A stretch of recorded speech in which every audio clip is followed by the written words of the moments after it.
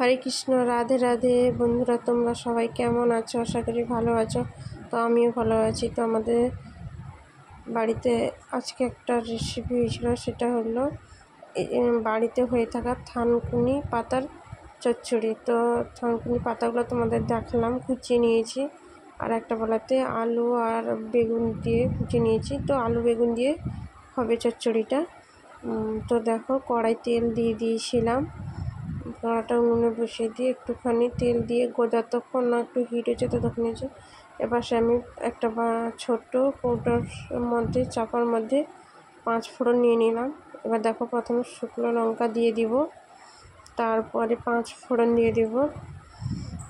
দেখো বন্ধুরা, লঙ্কাটা একটু কালো হবে, তারপরে আমরা 5 ফোড়নটা দিব যাতে কালারটা সুন্দর হয়। এবার 5 ফোড়ন দেওয়ার পরে হালকা একটু আদা বেটে রেখেছিলাম সেটা দিয়ে দিলাম। তো নিরামিষ দিনে একটু আদা না দিলে টেস্ট যেরকম আসে না, তেমনি স্মেলও হয় না, তো তার জন্য দেওয়া। এরপরে দেখো, কেটে রাখা আলু আর বেগুন দিয়ে দিলাম।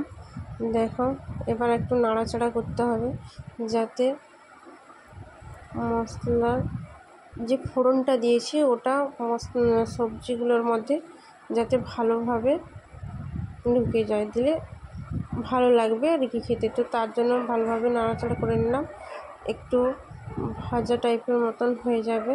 তো এর মধ্যে অল্প লবণ অ্যাড করে দিলাম, যতটা পরিমাণ লাগবে ততটাই দিলাম। আর হলুদ গুঁড়ো একটু দিয়ে দিব।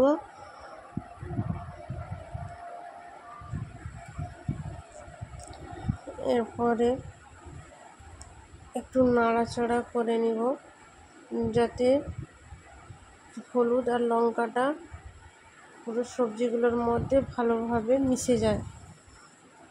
দিয়ে ভালোভাবে নেড়ে দিব। নেড়ে দেওয়ার পরে একটুক্ষণ বসিয়ে রাখো যাতে হালকা আঁচে করলে ভালো হয়।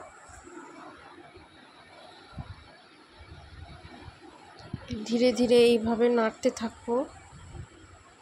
নাড়তে নাড়তে হালকা লাল লাল ভাব চলে আসবে। দেখো বন্ধুরা, চলে আসছে। এরপরে কুচিয়ে রাখা যে থানকুনি পাতা ছিল সেটা দিয়ে দিব।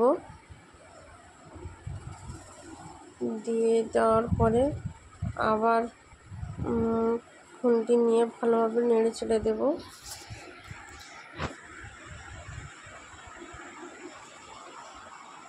যাতে ভালোভাবে মিশে যায় থানকুনি পাতাগুলোকে।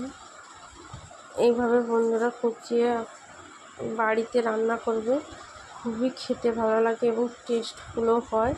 তো বন্ধুরা, একটু বাড়িতে তৈরি করে দেখতে পারো, নিশ্চয়ই ভালো লাগবে। আর ভালো লাগলে প্লিজ একটা কমেন্ট, শেয়ার এবং সাবস্ক্রাইব করে দিও। নাড়াচাড়া করতে করতে শাকটা দেখো আলু আর বেগুনের সঙ্গে মিশে যাবে।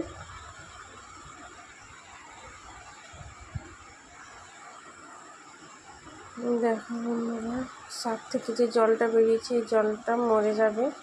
তো তার জন্য আমি ঢাকিয়ে দিলাম, সেদ্ধ হয়ে যাবে, জলটাও হালকা মরবে।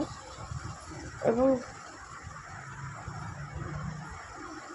কিছুক্ষণ এটাকে বসিয়ে রাখবো হালকা মানে বেশি তাপ দিব না, জ্বালান দিব না, হালকা তাপে এটা হবে। এরপরে ঢাকনাটা খুলে নিব। দিলে দেখো বন্ধুরা, অনেকটা কমে গেছে জলটা যে ছিল। আর শাকগুলো দেখো সিদ্ধ হয়ে গেছে, তার কালারটা কিভাবে চেঞ্জ হয়ে গেছে। এরপরে বেটে রাখা সরষা এর মধ্যে দিয়ে দেব। ব্যাস, এরপরে ভালোভাবে নাড়াচাড়া করে হালকা একটু জল দিয়ে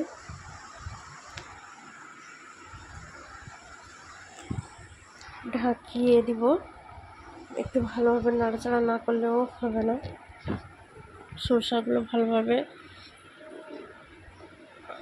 মিশে যেতে। আর বন্ধুরা, তোমরা মশলা করলে শিলে বেটে মশলা দিবে, দেখবে বন্ধুরা শিলে বাটা মশলার স্বাদ সম্পূর্ণই আলাদা হয়। তো বন্ধুরা দেখো, জল সর্ষের জলটা দিয়েছিলাম তো বেটে রাখা সর্ষে, তো সেটা ফুটছে, ফুটতে ফুটতে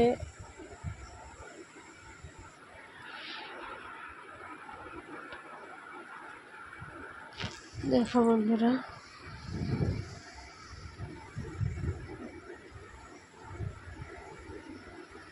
এরপরে পরিমাণ মতো জল যতটা লাগে ততটা দিয়ে দিব, যাতে জিনিসটা ভালোভাবে মিশে যায় এবং সেদ্ধ হয়ে যায়। আলুটা আছে তো তার জন্য হালকা একটু জল দিতে হবে।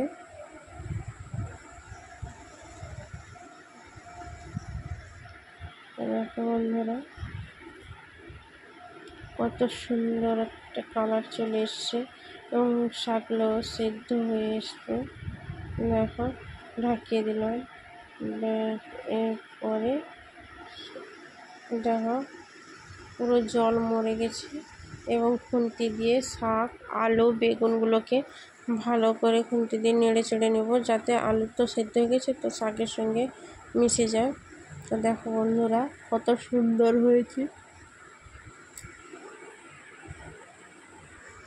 বন্ধুরা তোমরা কিন্তু বাড়িতে অবশ্যই ট্রাই করো, ভালো লাগবে করে। তো দেখো বন্ধুরা একবার অনুরোধ থাকলো, এরপরে কড়া থেকে একটা বেলায় তুলে নেব।